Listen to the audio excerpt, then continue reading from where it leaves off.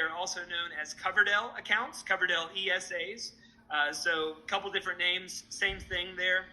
Coverdell's, there's major tax advantages inside these accounts. Number one, the interest in the account. So any growth in the account, again, it's invested.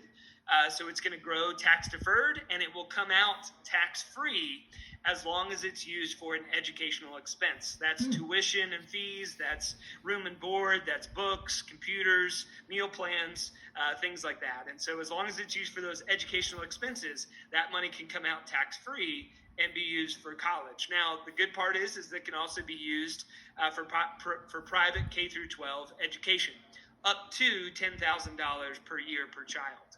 And also, one thing to keep in mind, and one slight con for a Coverdell, is that it does actually have a ceiling for the amount that you're able to contribute into that account. The ceiling is $2,000 per year per child. So in reality, even if you swing by the bank on the way home from the hospital just after your child is born, really you'd only have about $36,000 total by the time they're age 18, plus interest, but again, it may not cover the full college cost. So again, it's not going to be the one solution that solves everything for you, but again, it could be a piece of the pie in this case.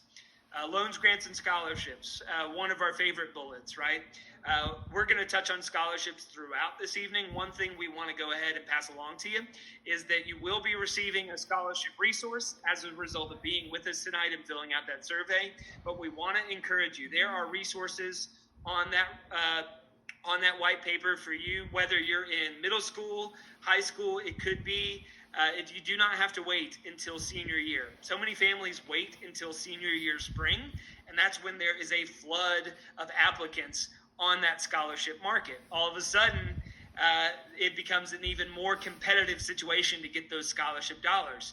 Why not instead start early when there's less applicants and go ahead and see what scholarships you can find? We've actually had families win scholarships at middle school science fairs, and you get $10,000 towards a college tuition as a prize.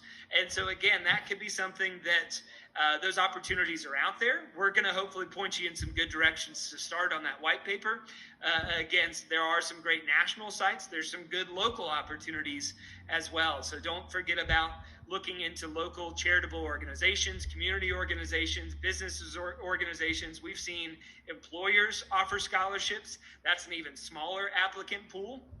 And so again, there's a lot of ways for you to make you and your students competitive in that scholarship environment.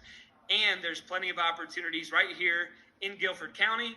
And then, of course, there's national opportunities as well. We're going to pass all of those along to you. We can only just encourage you to start as early as possible. And really, when it comes down to it, when we are in a situation where it's still learning from home for some students, and even with summer approaching, what we always encourage for families is at least to consider, what if instead of a part-time job, your student actually used that time to apply for scholarships? Well, when you think about it, if they get a $10,000 scholarship that may be repeatable year over year, that's going to be worth far more than the $6,000 or $7,000 they might be making at a part-time job. And so really, when you weigh what may be the best cost benefit for you, maybe their time is better spent doing some of the searching, working on essays, working on improving their test scores. Maybe that time could be directed in that direction and all of a sudden save your wallet down the road. Again, that's just some things to think about,